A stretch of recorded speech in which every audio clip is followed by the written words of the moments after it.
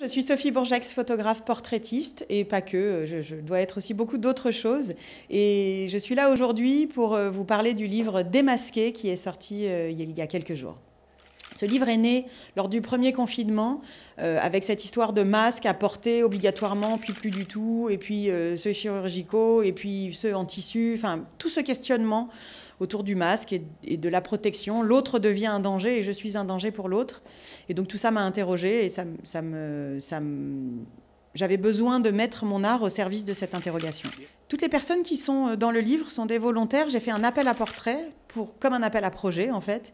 Et chacun est venu dans son engagement propre pour témoigner de cette période.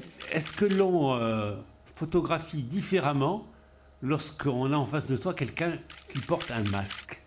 Pour moi, quand le projet est né, je me suis dit, bon allez, c'est hyper intéressant, le regard, puisque dans mon travail, le regard est essentiel. Donc, je me disais, ben, c'est pas grave, je vais réussir à créer quelque chose de super avec le regard. Il manque quand même la moitié de l'information. Alors est-ce qu'on photographie de la même manière ? Oui, puisque moi je photographie tout le monde de la même manière. J'ai cette approche du portrait, cette signature photographique est très forte, je crois, chez moi. Et donc je les ai tous photographiés, de la même manière. Maintenant, est-ce qu'un portrait masqué ait la même puissance qu'un portrait non masqué ou inversement ? Je ne saurais y répondre. Je vous laisse le choix d'y répondre chacun de vous. Le regard, on dit que c'est la porte de l'âme, c'est la fenêtre vers l'âme. Mais je dis moi-même à mes clients, pas besoin de me sourire, c'est avec les yeux que l'on sourit. Et c'est vrai, je suis convaincue de cela. Par contre, moi, quand il me manque la moitié du visage, il me manque quand même une part d'information qui est indispensable. Il me manque les marques du temps, il me manque... Enfin, tout, quoi, je ne saurais pas expliquer. Après, quand on explore ce livre, on découvre énormément d'émotions, malgré tout, juste avec le regard, la posture, et le masque n'enlève rien. Voilà. Ces photos sont accompagnées de textes.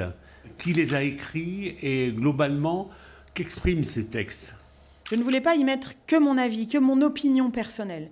Donc je suis allée demander à chaque personne volontaire de m'écrire un texte, un témoignage sur le masque, sur le confinement ou sur cet après. Alors, à l'époque, il était peut-être un peu moins indécis qu'aujourd'hui, mais en tout cas sur cet après que l'on ne connaît toujours pas. C'était important pour moi d'aller chercher différents regards, différents points de vue sur cet objet et sur cette période. Il y a des gens qui sont pros, il y a des gens qui ont peur, il y a des gens qui sont rassurés, il y a des gens... Enfin, il y a différents témoignages et c'est ce qui fait, à mon sens, la richesse de ce livre. Tout le monde m'a touchée. Tout le monde m'a touchée parce que c'est un morceau de chacun. C'est une idée personnelle et très... j'ai pas de préférence. Après, moi, en tant que maman, il y a des choses qui sont plus difficiles, évidemment. C'est de voir ces enfants, par exemple, qui n'arrivent même pas à dire de mots sur ce qu'ils vivent. Ou alors cette jeune maman avec son bébé qu'elle n'a pas pu rencontrer comme elle le souhaitait. Ça, ce sont des témoignages qui me touchent. Mais les témoignages des personnes âgées aussi me touchent. En fait, tous les témoignages me touchent, vraiment. Donc il y a en complément une implication à travers une association humanitaire. Donc ce 1 € pour chaque livre vendu est reversé à l'association Les Papillons. C'est une association qui installe des boîtes aux lettres dans les écoles et les clubs de sport et probablement d'autres endroits. Avec le temps, c'est une jeune association mais qui a déjà énormément progressé. Et donc il y a des antennes dans différentes régions. Ces boîtes aux lettres servent aux enfants victimes de violences, que ce soit à la maison, à l'école ou dans les clubs de sport ou n'importe où.